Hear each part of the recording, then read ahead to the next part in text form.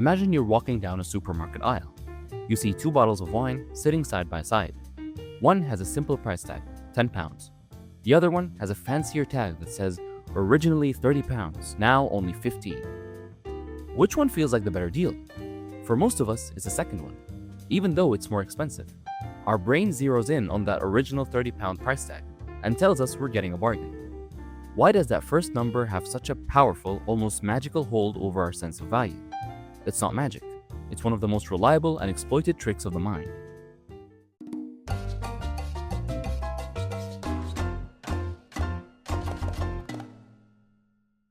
Is a cognitive bias known as anchoring or the anchoring effect. Simply put, it's our brain's tendency to rely way too heavily on the very first piece of information it's given when making a decision. That first piece of information, whether it's a price, a statistic, or even a completely random number, acts like a heavy mental anchor. Once it's dropped, our brain has a very hard time sailing away from it. Every subsequent thought, judgment, and decision is tethered to that initial anchor. Today, we're going to explore this powerful bias. We'll look at the classic mind-bending experiment that first proved it exists.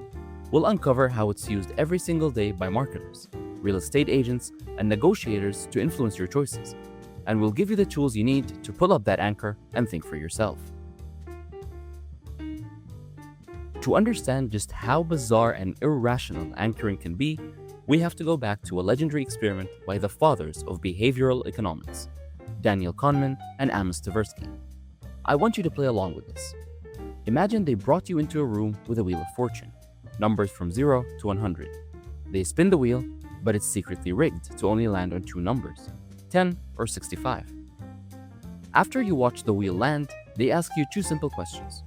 First, is the percentage of African nations in the United Nations higher or lower than the number you just saw on the wheel? Second, what is your best guess of the actual percentage? Now, logically, the number on a roulette wheel has absolutely nothing to do with the makeup of the United Nations. It's a completely random, useless piece of information. But that's not what happened. The participants who saw the wheel land on the 10 guessed, on average, that the percentage of African nations was 25%. The participants who saw the wheel land on 65 guessed, on average, that the percentage was 45%. That random, meaningless number dropped an anchor in their minds so powerful it completely skewed their answers. Their brains grabbed the only number available and made insufficient adjustments from there. This proves that any number, no matter how irrelevant, can hijack our judgment. So what's going on in our heads? Why are we so susceptible to this? It comes down to a mental shortcut our brains use called anchor and adjust. Our brains are lazy. Faced with a complex question like, what's the value of this house? Or what percentage of nations are in Africa? We don't like starting from scratch. So, if a number is presented to us, we grab it as a starting point, the anchor. Then, we begin to adjust away from that anchor based on other information. The problem is, our adjustments are almost always too small. We stay tethered too close to that initial starting point. Think of it like trying to guess the temperature in the room. If I tell you my initial guess is 50 degrees, you know that's way too high. You'll adjust downwards, but you're more likely to guess 30 than if you started from scratch. The initial, ridiculous anchor still warped your final answer. It's a feature of our thinking designed for efficiency, not accuracy. Once you know about anchoring, you start seeing it everywhere, especially when money's involved. Marketers and salespeople are masters of this bias. Retail pricing. This is the most common one. That manufacturer's suggested retail price or the crossed out original price on a tag isn't just information, it's an anchor. A 100-pound jumper on sale for £60 feels like a great deal, but if it was just priced at £60 from the start, you might think it's expensive. The 100-pound anchor completely changes your perception of its value. Limit per customer signs. Why do supermarkets put signs on cans of soup that say, limit 12 per customer? In one famous study, this simple sign nearly doubled the number of cans people bought. The number 12 became an anchor, suggesting that buying a large quantity was a normal and reasonable thing to do. Without the sign, people bought far fewer. Tiered pricing.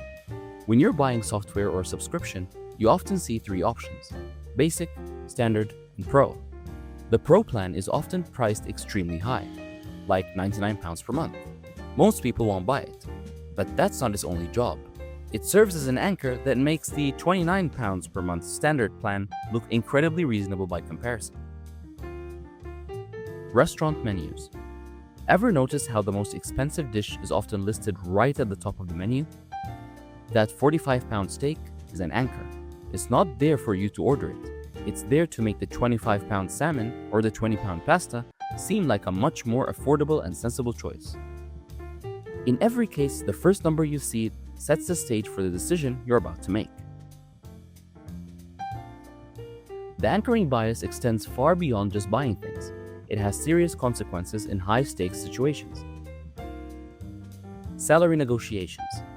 In a job interview, the first person to state a number often wins. If an employer offers a starting salary of £40,000, that number anchors the entire negotiation. Even if you manage to negotiate it up to £45,000, you feel like you've won. But you might have been prevented from reaching for the £55,000 you were actually worth. This is why recruiters often ask for your salary expectations first, to get you to drop the first anchor. Real estate. When a seller lists their house for £500,000, that number immediately becomes the anchor for every potential buyer, even if the house's true market value is closer to £450,000. Buyers will start their negotiations from that initial anchor, and their final offers will be subconsciously pulled towards it. The legal system. Shockingly, anchoring even affects justice. Studies have shown that judges and juries can be influenced by anchors. A prosecutor's demand for a long sentence can anchor the judge's final decision, resulting in a harsher punishment than if a lower demand had been made initially. Even the numbers mentioned in news reports before a trial can act as anchors that are hard to ignore. So, are we doomed to be puppets of the first number we see? No. Once you're aware of the anchoring bias, you can actively fight against it. And here are 3 practical steps. First, awareness and delay. The moment you recognize someone is using an anchor on you, like a salesperson starting at a high initial price, the power of that anchor weakens. Don't respond immediately. Give your brain a moment to consciously dismiss that first piece of information as just one data point, not the absolute truth. Second, create your own anchor. Before you enter any negotiation or look at a price tag, do your own research. Decide for yourself what a fair price is. Whether you're buying a car, a house, or negotiating a salary, go in with your own number firmly planted in your mind. This creates a powerful counter-anchor that protects you from being swayed. Third, think radically different. When an anchor is dropped, don't just adjust from it. Actively consider reasons why it's completely wrong. If a car is listed at £15,000, don't just think about offering £14,000. Force yourself to consider offering £10,000. This radical jump helps to unstick your brain from the initial anchor and allows for a much wider range of possibilities. From a simple spin of a roulette wheel to the price of your house, the anchoring bias is a constant, invisible force guiding our decisions. Our brains are hardwired to latch onto that first piece of information, and the world is full of people ready to take advantage of that quirk.